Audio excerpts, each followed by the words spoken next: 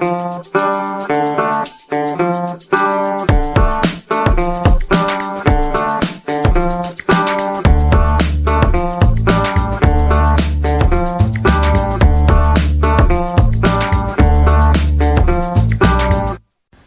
Hawkins has got a podcast. I hope he's better at this than he is washing the kit, because he was fucking useless. Well, there we go then. That was a difficult week, Tony, to a couple of ex-Premiership clubs, Tony. We were lucky to get anything out of that, apparently, according to the internet before it started. So there you go. Yeah, I'm a bit worried, I'm not going to lie. I wasn't coping well last night, particularly. Saturday with the commentary. Well, I think I listened to Watford's game. Yeah, I'm very aware of what Watford are doing now, Tony. I'll be honest. We'll talk about that in a minute.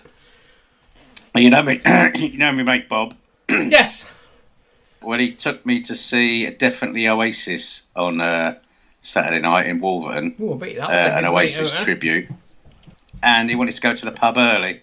So I'm thinking like 5:30, 6. Yeah. You know, maybe even 5 o'clock. Yes, I can see 5 o'clock. Yeah. He says, I'll pick you up at 4:30. Okay, now. Bear in mind, he's a season ticket holder. What time does the gig start? It started at, I think they came on about 9, but Jesus. we wanted to have a couple of pints in Stoney before we went. Well. So yeah, he picked me up at 4:30 so we could get to the pub for 5. So you which get is seriously miscalculated, because, as I well know, travelling from here to your house, which was 2 minutes from the pub, yes, takes a lot less than you would think. It does, eh?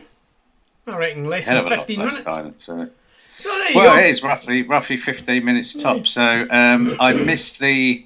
Although I don't actually know if the commentary caught our second goal or not. No, it didn't, because I took the dogs out because at like 4:30, and it was still Watford, and I had my little radio on, and then like he came on, but he was on the phone, wasn't he, old matey? Which I thought was hilarious. Yeah, when Bob actually realised that he could listen to it in the car, because he didn't think I said it's on FM. You can get it on FM, which is apparently a radio thing that was that a new thing people used to use. Nah. Yeah, and we listened to. He picked me up at 4:30, and we actually got to the pub before the game finished. So that's how quickly you can travel from Bean Hill to Stony Stratford, or the George in Stony Stratford. Anyway, Is that where you went? Yeah, he likes it. He's a fan of the George. I've just watched the highlights, which was I genuinely forgot that they'd scored the goal. To be quite honest, I thought they were both 2-0 until I thought I better do a bit of research now that I've. Oh, their goal was a little bit worrying, wasn't it? Harry Darling wasn't actually out jumped, was he? No, it went over his head. He's a big man though. The guy that scored the goal, wasn't he? He was massive. Him. Yeah, it was a fair way over Harry Darling's head. And the lad had a free hand. It was fair. It was a good header, so you can't really. But I don't think they had applied a certain amount of pressure. But I'm not going to lie. I couldn't when we got into the pub, and I sat down. We got our pints. We sat down. I had a quick check on my phone, and the game had finished, and it was 2-1. And I was like, Bob, we've won 2-1. It was quite a thing, really. Bob, of course, said who, because. I don't know why Bob's go to football, to be honest. Who's won? Did you see that? Yeah. And, so, I know we were talking about, Ipswich were saying that they were playing a team that's third in the league, and it was third against fourth on Saturday. But it's still a big thing. And you could say what you like about Sunderland, and they're not the team they were, but they're still a massive club. They're by far the biggest club in this league by an absolute mile. There was over 30,000 people in that ground, to see that. Well, exactly. That as League well. 3, They could be bottom and adrift by 15 points, but you're still beating Sunderland, which is it's a big thing. But it's a massive thing, to be quite honest, and it's even funnier because the lead up to it, I mean, they were just, I mean, you know, their fans are a bit special, aren't they, to be quite honest? But even... Well, I read my favourite thread on the concrete roundabout, the view from the other side, as it's called, and I'm not going to lie, I was really looking forward to seeing that thread. It didn't disappoint, did it?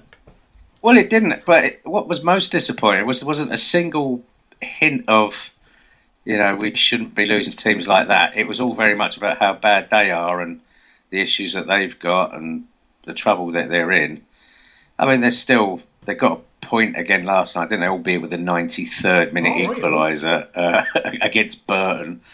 But well, we beat Sunderland, and that's all there is to it, really. We can't really say much more than that. I mean, I was thinking when I was walking the dog earlier on, he's getting a lot of mentions this week, that dog. I was walking him earlier on and I was thinking about, you know, what we're going to say, you know, when you're thinking like, oh, you know, they're like a massive club. But, I mean, and I'm thinking, how on earth have a team like that got into the state they're in? And then I think, hang on a minute, I've watched that documentary on Netflix. I know exactly why they're in the shit state they're in, you know? Yeah, I mean, not just them, but you look at the likes of Leeds and Southampton, Portsmouth's still in it, you know? Yeah. I mean, Portsmouth, everybody forgets that wasn't that long ago.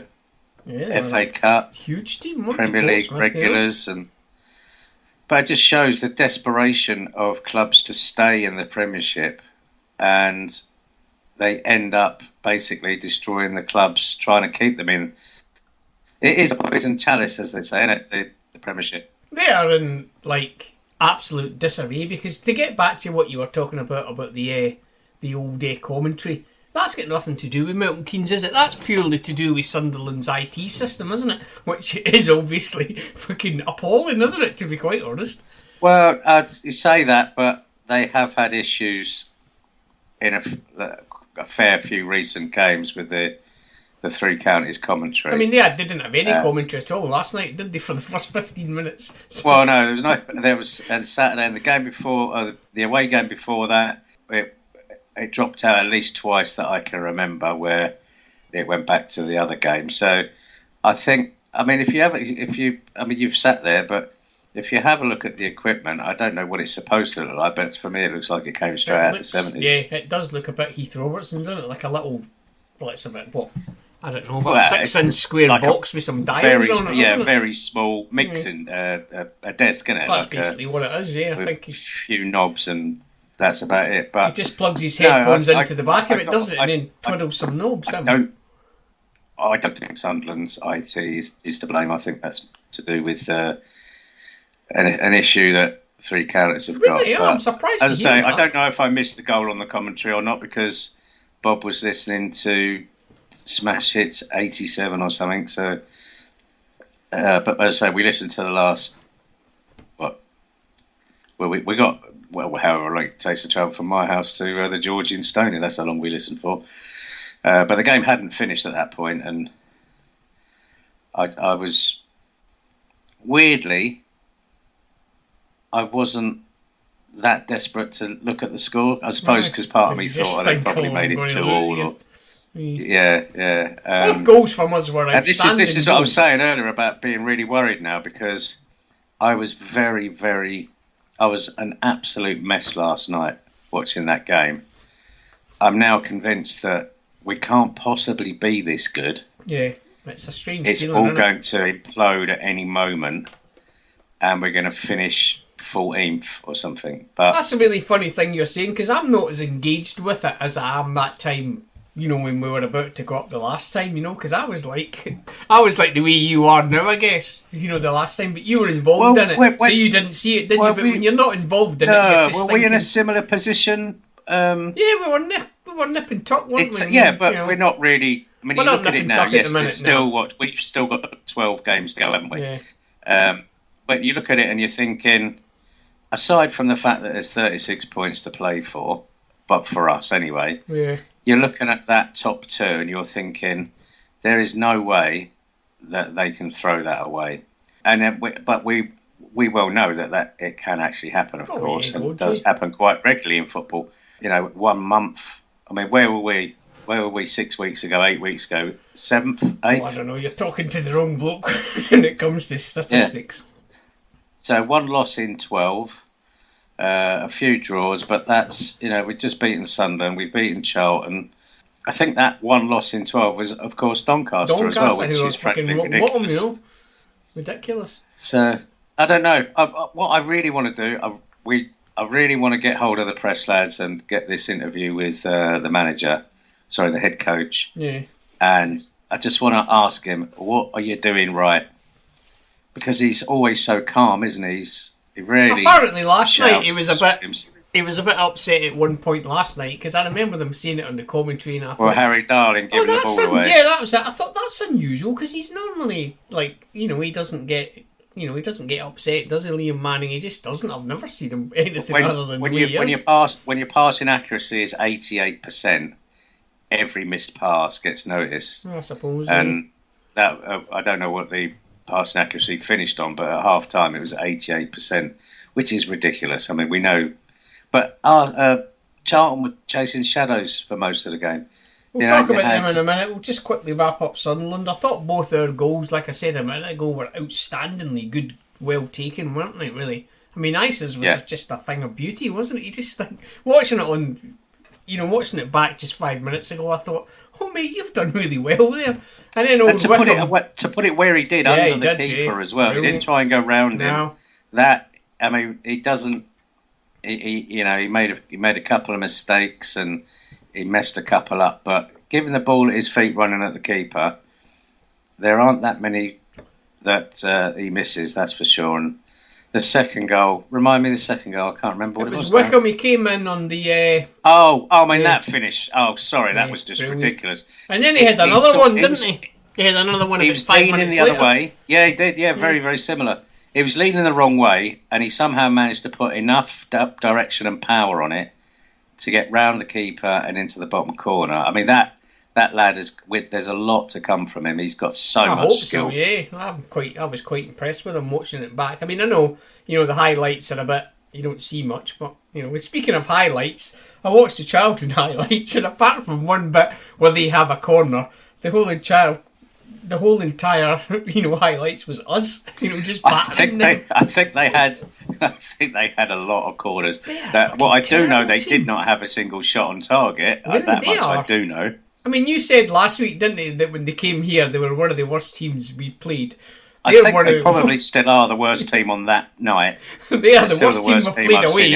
They were fucking terrible last night, weren't they? They were atrocious. Last night, in the end, they had to take their number 4 off because he was going to kill someone, and he'd already tried to kill 2 of our players, and then he was taken off by Jackson, and I thought, he's made the right decision there because the lad's going to get booked or sent off and possibly hurt someone because that's what he was intent on doing. When a player basically breaks ranks and decides that he's had enough, but that was frustration about not being able to get near the ball. And I haven't spoken to my Charlton friend Chum at the moment yet, but he's generally quite objective.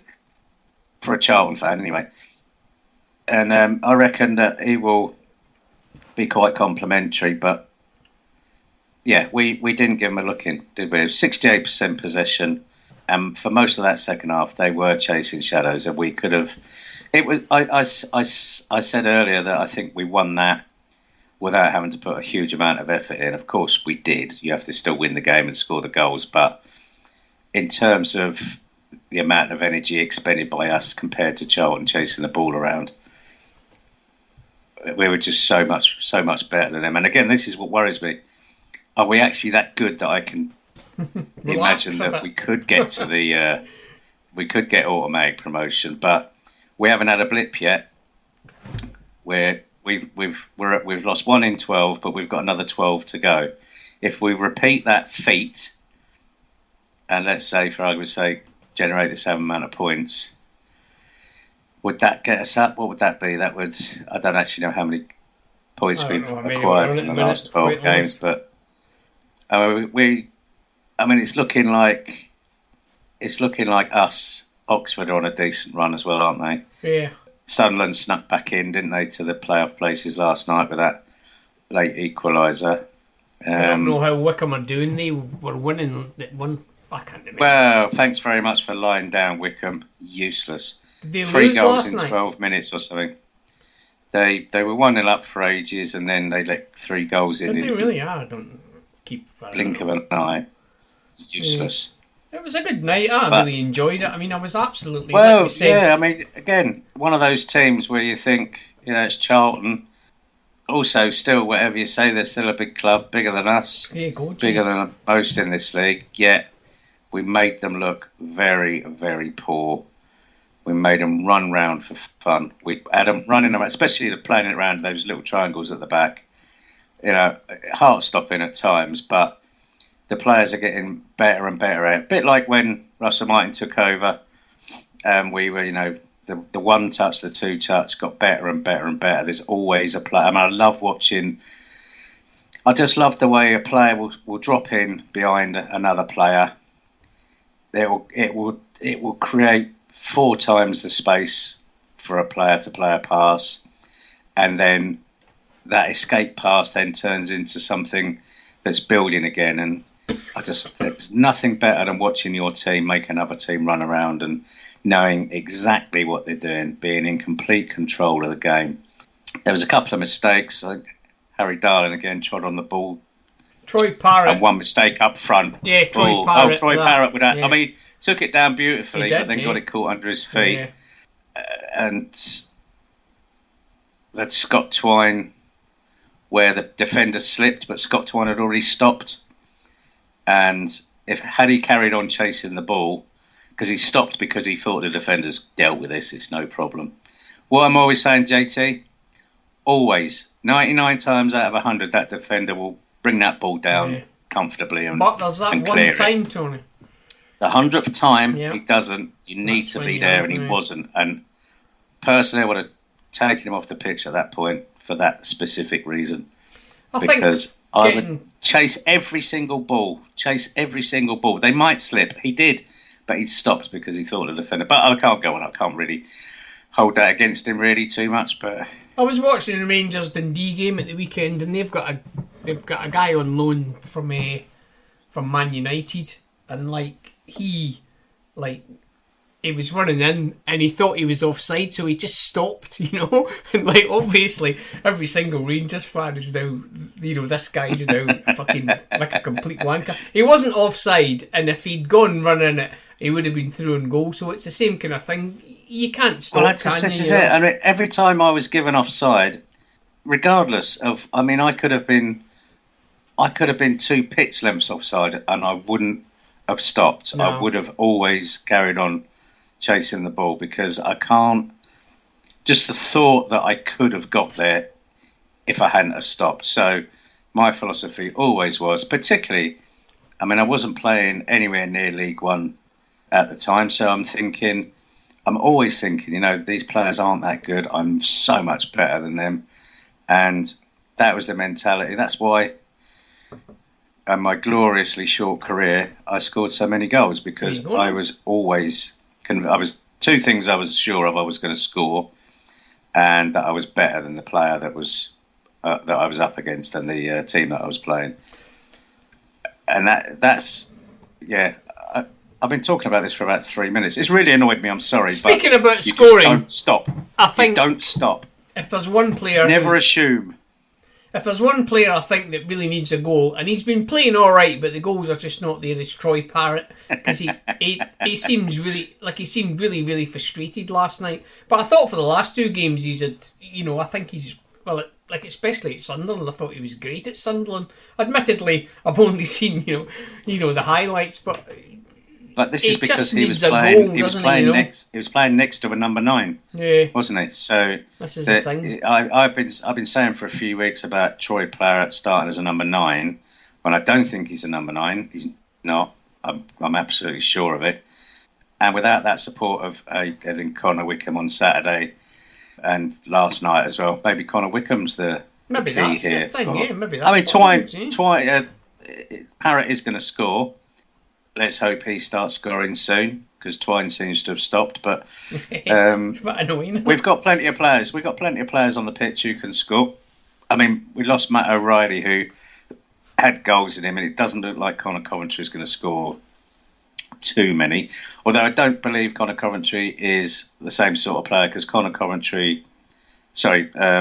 Matt O'Reilly was more of a, if you're going to compare him to previous Dons players, more like Keith Andrews, I suppose. Yeah.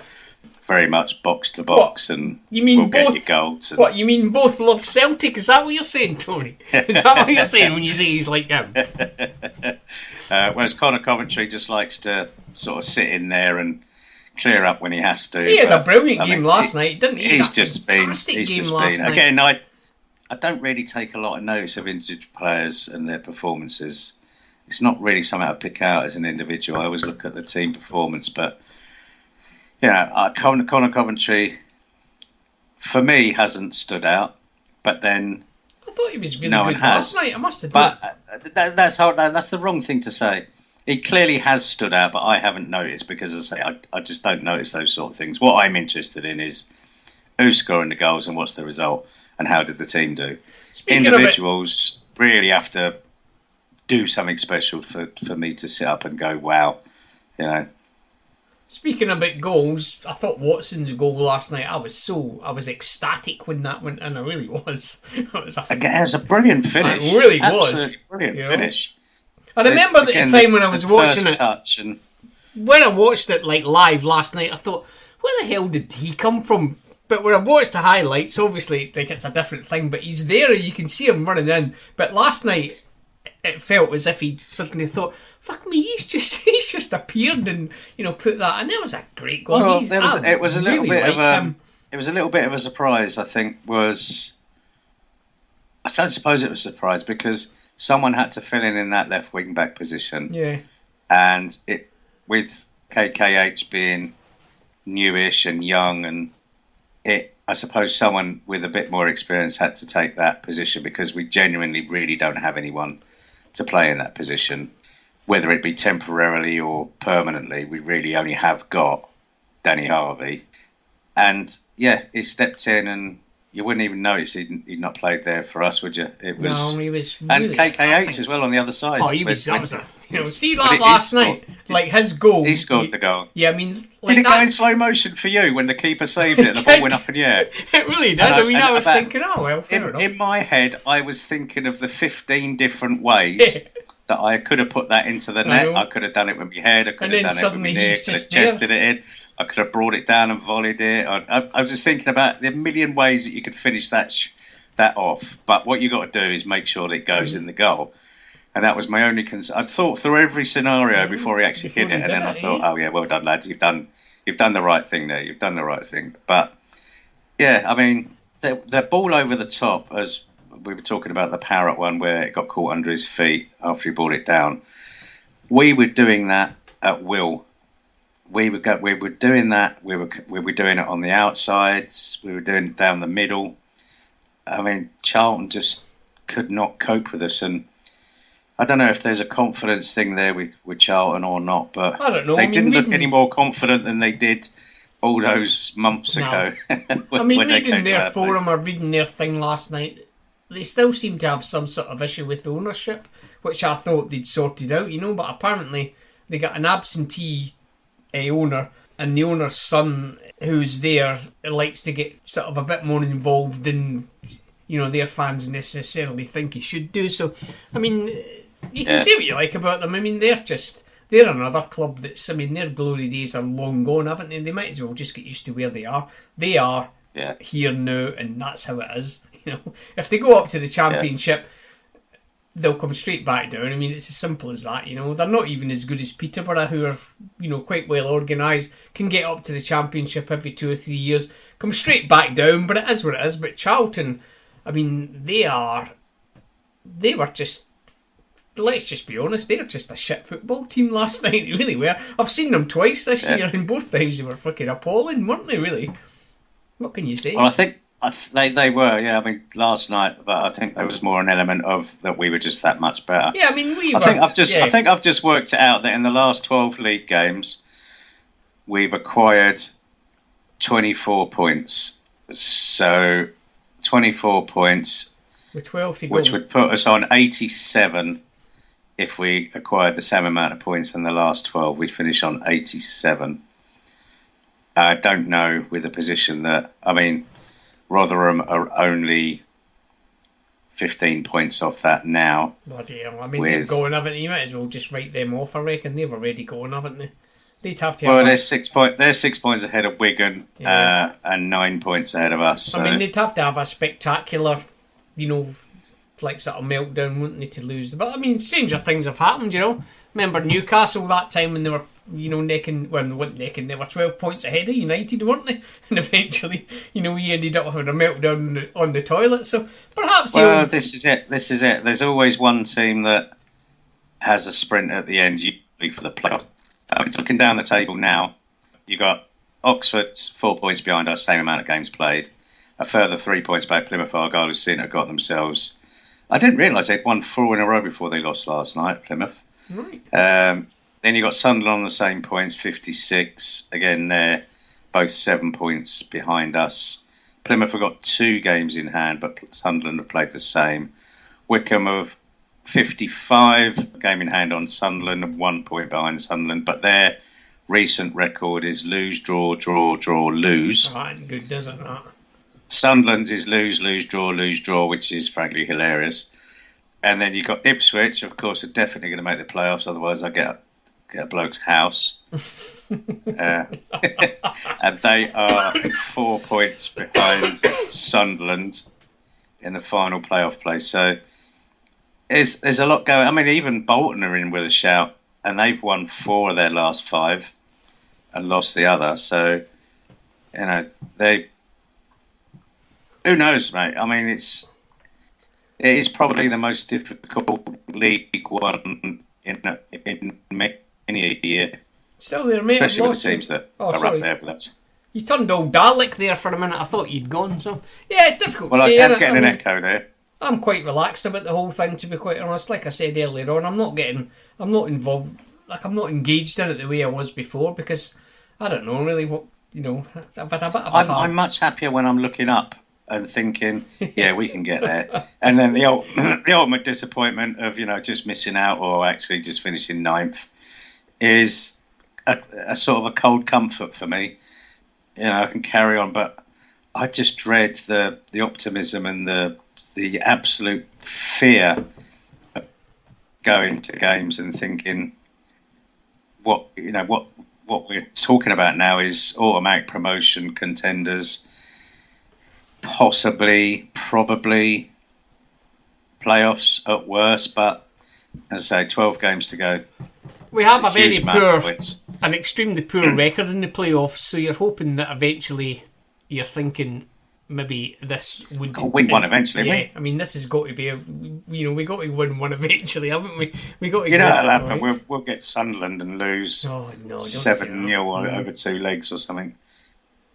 I wouldn't fear any of the teams around us, I'll be honest. I mean, the way we're playing at the minute, They'd be fair at us, and this is the thing. Yeah, this is what I never think about. I mean, these teams, we only see it from our point of view, don't we? We don't see it from teams, we ain't got to play Milton Keynes, are we? They're just flying at the minute. You don't think about it the way, other teams think, do you? Charlton were on 39 points last night, or finished on 39, 16th position. Going into that game last night, they must have been looking at it thinking, the last thing we need is to play MK Dons. Yeah. That's how... And if that's the mentality, that's as good as the first point on the board. And I always hark back to it, the championship winning season, where it got to a point where we went out onto the pitch and we knew we were going to win. We were going to win. It's beginning to feel a bit like that now, wasn't it? The only question was by how many.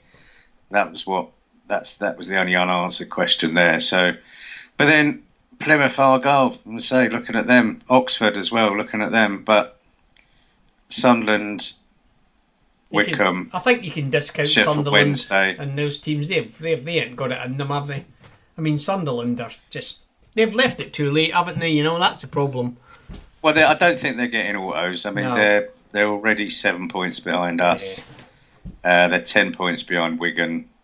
and they are 16 points behind Rotherham. So it's highly unlikely that anyone from Sunderland downwards, probably, to be honest, Oxford downwards, are going to get an automatic place. It really is between Rotherham, Wycombe and MK Dons. And I think, I reckon it's just really between Wigan and us, isn't it, really, to be quite honest? But so basically, it's not between us and them at all, because I reckon they've, how many games have they got in hand now? Is it still 3? Still 3, yeah. If Wycombe hadn't lied down like a bunch of girls last night, then, we would have been on the same points, albeit they'd still have 3 games in hand. But, put the shits up them, they've lost a game.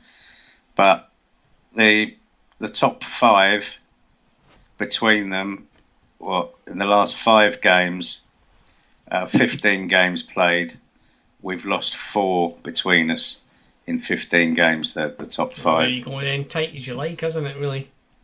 Yeah, and we've won 17 out of 25 games. It's ridiculous, really. That's quite ridiculous, isn't it, when you actually say it like that? You don't think about it, do you? I only ever remember the ones where we were shit, like when we played Rotherham and they battered us, or when we played Doncaster a couple of times. I always like to look back on a season and think to myself, where were the points lost that could have got us promoted or got us into the playoffs or whatever it might be? And I was talking to Richie Barker over lunch, and I was saying, where do you think the points were that we should have picked up to get us promoted? And he said, I look at it the other way round.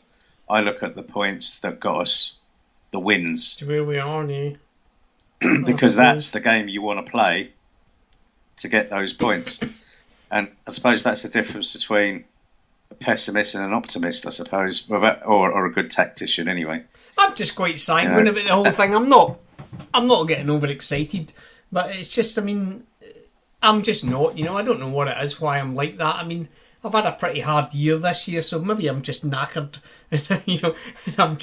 I'm tired, I don't know if it's that or if I don't want to get my heart broken. No, I don't do that. We did that time when we played, I can't think who it was, we were still at the hockey stadium, and it was more, I think it was Shrewsbury, but it was more or less nailed on.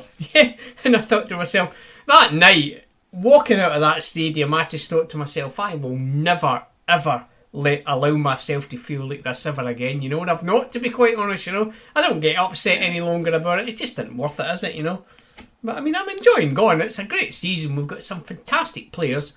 And we got a player now, Tony, that can do like a backflip, which is always a bonus from my point. Well, it's the first one I think I've never seen it before, Tony, at Milton Keynes. I could stretch to a roly-poly, perhaps, but I reckon I could stretch, and that would be about how I feel at the minute.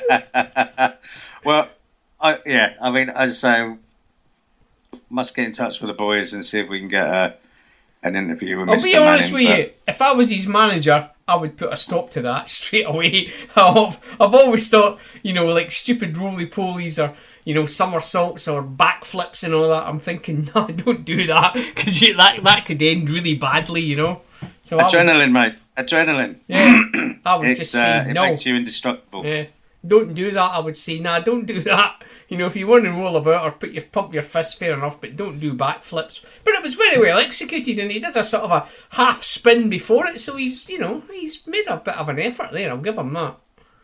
Yeah, it has to be terrifying, especially like Adam Ross sat there on the bench thinking, "Don't do it, don't do it." No, he's done it. Impact injury. Those are the sort of things that go through your head, and a collective gasp along the bench as we watch him. I'm not much do of a something month like that. I've never been particularly enamoured with players that have got signature celebrations. I find it quite irritating, really. The most irritating one I can ever remember is what's his name? That guy that used to play for Spurs. Is it Robbie Keane? Is that who I mean? Oh, what? Yeah, God's sake. that was a terrible one. I fucking hated The that one. roly-poly one and then pointing. I remember The once. worst one for me was Thierry Henry and some other Arsenal player. This completely choreographed one, which I'm not big at actually choreographed ones my either. toes curled. It was that cringeworthy. The most annoying one I've ever seen is we played Sheffield Wednesday once at the hockey stadium, and I have no idea who it was, but this guy's, they scored a goal right in front of what was the cowshed at the time, and this guy did, machine gunned the cowshed.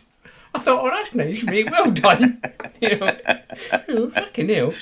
Yeah. Then you've got They practice Ronaldo. him in training, and I'm just thinking, I used to watch him in training and think, I fucking hope you don't score on Saturday, because Do you know who I think practices bloody celebrations? Dele Alli. That's who I think. Oh, absolutely, 100%. Him and Lewis Baker were always. You can tell, can't you? practicing them. He's got that stupid. Oh, you just know. Yeah, I mean, bloody. do you not realise there are millions of people watching you make an idiot of yourself? That bloody rat pan they clearly signals don't. thing. They clearly don't. Yeah, when he does that They clearly really don't care. stupid thing with his hands, you think you've rehearsed that, mate. I know you have. So. But yeah, do a roly-poly, pump your fist, but don't be doing backflips, mate. No, it's frightening the life out of me.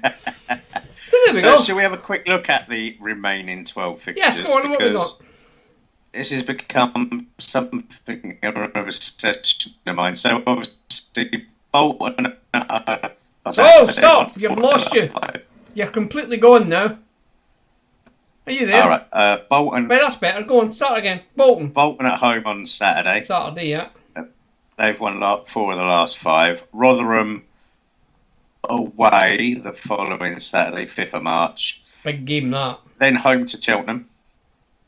Nah, that's nothing, is it? That's a Tuesday, isn't it, that? Tuesday, yeah. And then home to Wigan on the Oh, that's a big one, isn't it? We'll have to get Sam back on, won't we?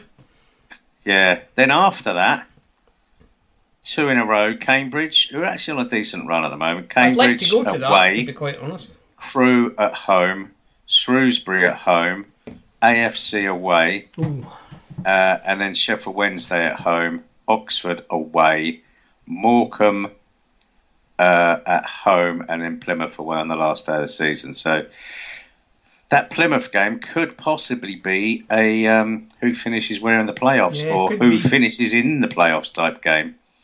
As could Oxford, the Oxford game as well. I mean, it's just too exciting, and as much as I'd love to see us promoted, I'd actually settle for losing in the playoffs, knowing that now, to having to go through the pain of it all. The only game I'm worried about out of all them would really be Oxford. I mean, I'm thinking Rotherham and Wigan. I've written them off. I'll be blunt with you, I really have. So the only one I'm thinking... I'm going to say any points from those 2 games are a massive bonus, yeah.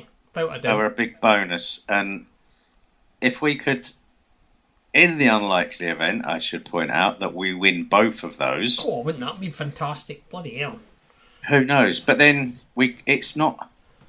I say it's not possible to win the last 12 of the season. It is, of course, physically possible. But things will happen that mean we don't. Like, do you know what we haven't had this season? What's that? What haven't we had? I can't think. Loads of things. What? What have we had? What have we not had in years when we've been successful? I don't know. Put me in my misery. Go on, tell me. An injury crisis. We've not had an injury crisis this year, apart from Dave Kasumo, but I reckon we've coped quite well with him, his absence, to be quite honest. In terms of numbers... Yeah, we've done all right, yeah. We've done very well for ourselves. Really well, yeah. That's a good point, That's always an attribute of a successful team. It is. Even if you've got a massive squad, changing the team... I mean, look at our starting 11 barely changes week to week now. Maybe a couple of tactical changes or giving a player a rest. Danny Harvey out last night because he was suspended, but we've got quality coming in, and that quality regularly gets starts and minutes. Tenai Watson has, regularly, he's become that regular right wing back, hasn't he now? More or less, I think. So I'm not going to say we are going to win all 12 games because, like I say, I'd be happy to get 2 points out of Rotherham and Wigan. I would be ecstatic Out with of those 2 six points. of them, but the rest of those games, like I say, other than maybe Oxford, Yeah. That's the only one I'm Plymouth, worried about. Sheffield Wednesday, I suppose. But of those 12 games, I think 7 of them it's reasonable to think that we should be winning those, and that would be Morecambe, AFC Shrewsbury, who are the other ones? Cambridge, Crewe, and Cheltenham. There's no reason in my mind that we. Sorry, is that 5? There's 5 in it.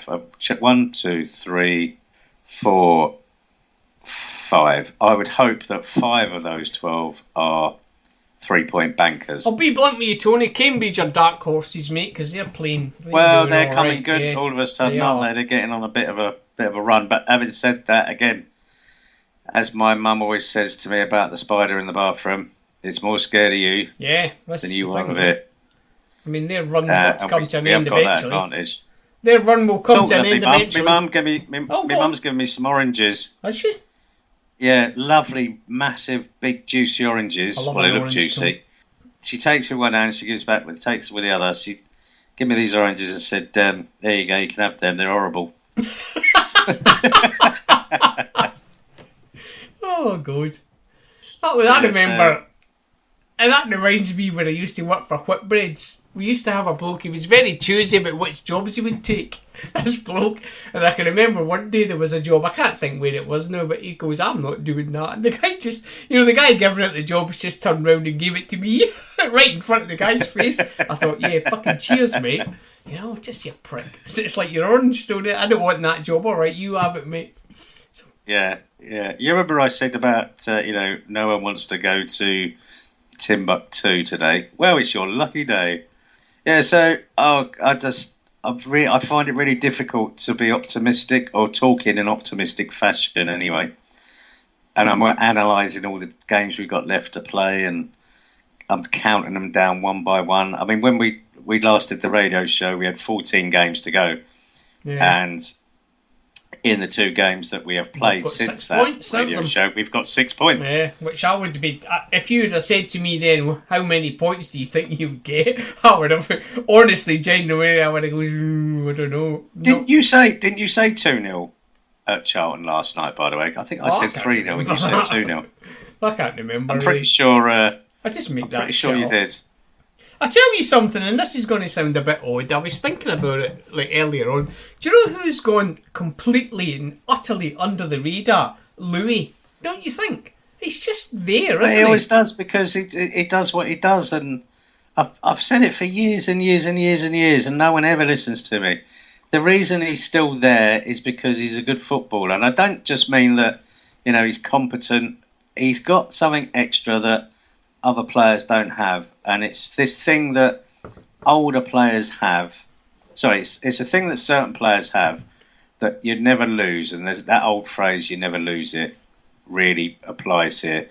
Last night I was watching him, and you're thinking, oh, he's getting closed down by 2 men here. What's he going to do? And then before you know it, he's calmly paid a 5-yard pass into acres of space and his decision making is so quick. He doesn't need the speed, and he got caught out early on last night. He did last night early on, I must admit. He got so caught out that he didn't even have time to take the bloke out, which he was intent on doing. taking an early yellow card, I think. But he's just so much. I mean, I used to I'd watch training, and it was exactly the same in training, and it just. With a few exceptions, obviously, it was just so much better than everybody else on the pitch. And it's very difficult to explain because he's a left back. But if he was the age he is and he was a centre forward, he would still be he'd still be scoring goals. He wouldn't be moving as much, but he'd still be scoring goals. And I mean, I could say O'Hara's the same, really. O'Hara's doing a job without even. Yeah, he's another really one you don't think about, is he? You only think about the young ones up front, don't you? The ones running about a lot. You think, and you notice them because you notice them, to remember don't you? is you don't notice them because they're doing their job so well. Doing a good job, You only notice the mistakes they're making. You don't notice what they're doing, and you can say, "Oh, well, that's their job anyway." But to do it that well for that long, so consistently, it's an amazing achievement, really, because you just think to yourself, he's no better or no worse than he was when I first seen him, which was what, in 2005. But again, like I said earlier, with a couple of rare exceptions, that back central three hasn't changed at all. No, it was just a thing I was thinking about. Because I just thought to myself, you talk about all these other players, don't you? You think, oh, Parrott needs a goal, or well done, Mo Isa, or Watson and that. But you just think, hang on a minute, Louis just still there and just still being as as consistent as he ever was at that age in this league. You think? How long have we been doing this podcast and radio shows? Well, that's funny you should ask me, because the current Mrs. Taylor asked me that earlier on tonight, and I said we started it in 2018. So yeah. Well, that is almost certain. But we did start the original one, Tony. We did start the very latest. We started saying that because, we've seen. We started the original one, Tony, in 2012. So that's when we first started. 2012, blimey. So that's 10 years ago. So there you go. We would have been talking about it then, I'm sure. But there was other ones before that, so I reckon it's even earlier. I do like a little bit of a chuckle to myself when I see other fans. Like what was the one that the Sunderland fan said? Dean Lewington is 15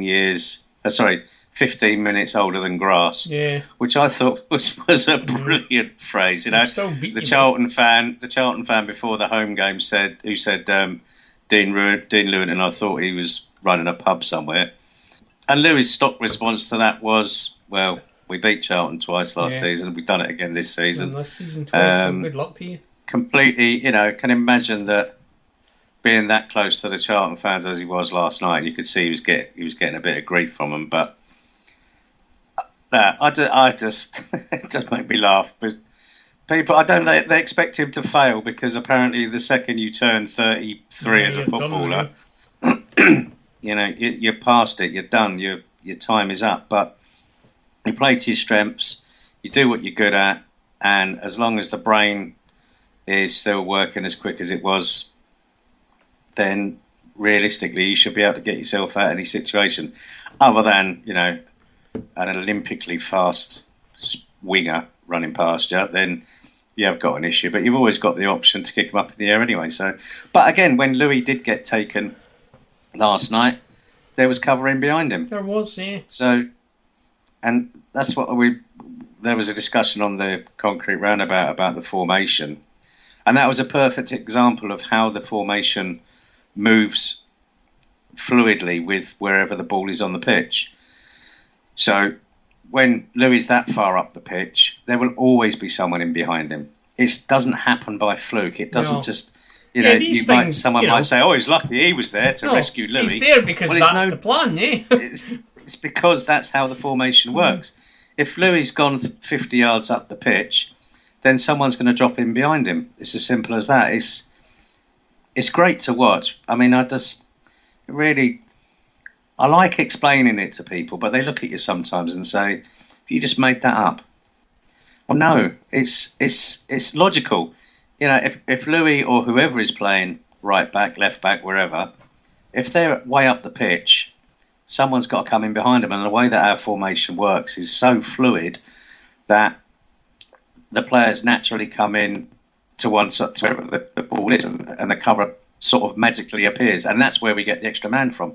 That's where we create that 12th man with the, or the 12th and 13th man, as Paul Tisdale would have you believe, where we end up with effectively two extra players on the pitch, because you bring the goalkeeper into play, means that he can go left, right, or down the middle, or if he really needs to, he can go long. But again, last night was a great example of where we did have the opportunity, or Cumming had the opportunity to play the ball wherever he wanted, because that diamond of him the person to his left and one to the right and the one in front of him. That diamond shape worked so perfectly last night. He had the choice of 3 different outlets. And once he'd played the ball to that man on the left, right, or down the middle, immediately that player could then release the ball to either back to the keeper or to that man to the right or that man to the left. And if you get a chance to actually watch what they're doing as opposed to watching the match, it really is beautiful to watch sometimes. That's just fantastic to watch. And also, really the automaticness, is that a word? That is now, Tony. You've invented it. The automaticness of it, and I've been again babbling on for years about how players are pre-programmed, and most of what they do is almost instinctive and second nature. And last night was just a brilliant example of that. If you want to show kids how to keep the ball, show them that Charlton game last night, because that was, at times, it was just beautiful to watch. Right then, Tony, Saturday, Bolton, what do you reckon? Well, they're in as much form as we are, so I can tell you about that, Milk. They, again, see, I'm getting to the point now where I'm thinking... You're worried already, Tony. I genuinely don't know what's going to happen. I honestly don't. I really don't. I did say to my dad last night, like, Bolton are the sort of team that can go and beat you 5-0, but could also as easily lose 5-0 to you. I think it will be an interesting game. I mean, the game at their place was fantastic, wasn't it? The 3-3. I'm quite confident. I'll be honest. Louis was manager. I'm really confident. I mean, am confident that we'll beat them. I really am. I'm not even. It's not even entered my head.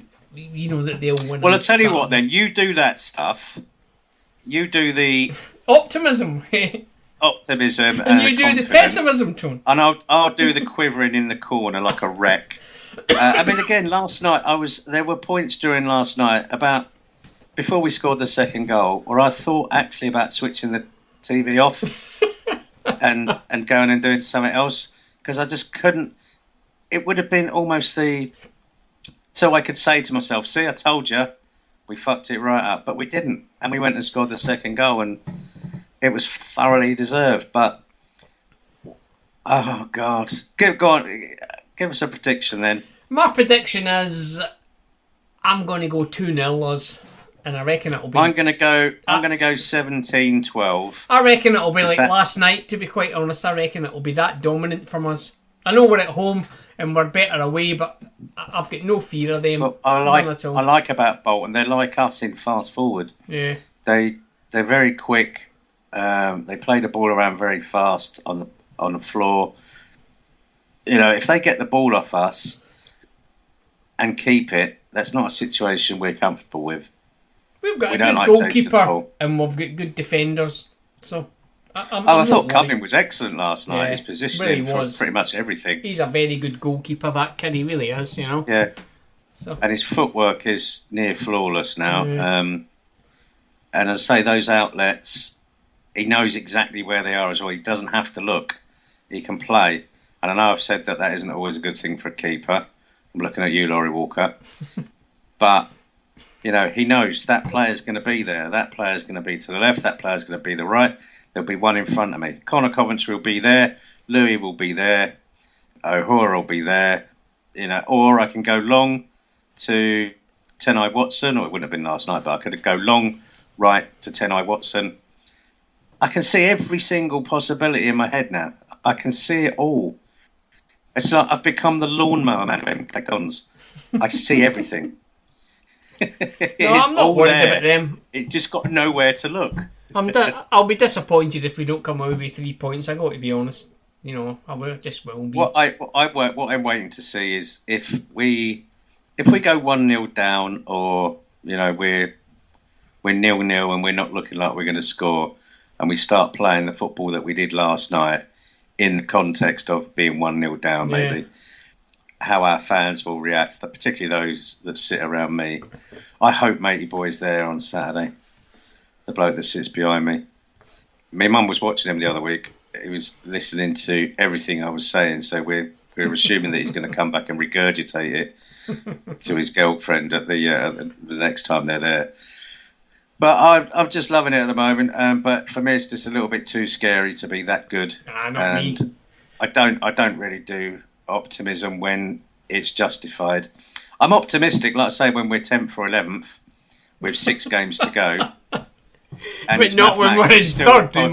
It's mathematically still possible to get to the playoffs. Yes, then I'm optimistic because I know ultimately I'm going to end up disappointed. But when we're cemented in the playoffs in third place and battering everyone, you think, oh no, I don't like this. I'm not comfortable with this. I'm not comfortable with this at all. This is like that time that woman spoke to me and paid me attention. I was like, what? No, something's not right here. What? Where's the cameras? What's the matter with her? Yeah, exactly. It happened to me on Saturday night at this definitely Oasis, albeit very drunk woman. Grabbed me and started dancing with me and getting quite friendly. Quite frisky, Tony, was she? I was like, what, who are you? Who's told you to do this? What are you doing, woman? Once again... Unhand me. Unhand me. I think that's an opposite time to wind this week's podcast up, to be quite honest. Oh, did you do a prediction? I didn't do a prediction. I did 2-0, didn't I? You did 17-12. I'm gonna go 3-0 then. I'm gonna go 3-0. There's no Tuesday game, is there? No, there's no Tuesday. I've checked. No, but we will, Tony. See, I've already forgotten who we've got. I've already forgotten who we've got. I was Rotherham away. We will be back on the wireless from 5 o'clock on MKFM this Saturday after the game. So listen to us. Don't listen to those other people. We're better than them. We're funnier than them, Tony. It's getting some very good reviews, that radio show, I'll tell you. If it's only from two very, very small children. I must admit. Well, listen, that's a crowd as far as I'm concerned. How many other people get people physically watching their radio show? Not very many, I can tell you. Not many, Tony. Put me off a little bit. We have a shop full of people watching ours. So, admittedly, some of them are giving us a wanker sign, Tony, but I'll take that every day. Well, yeah, but you expect that, didn't you? You expect that. Right, we're done this week. Mum, please don't do that, Mum. It's just rude. And can you tell her to stop? Can you tell her to stop doing that, Tony? Tell her to stop, Tony. Who's the old woman giving you the wanker sign? It's me mum again. Right, we're done. We'll see you on Saturday and we'll definitely see you next week. Bye!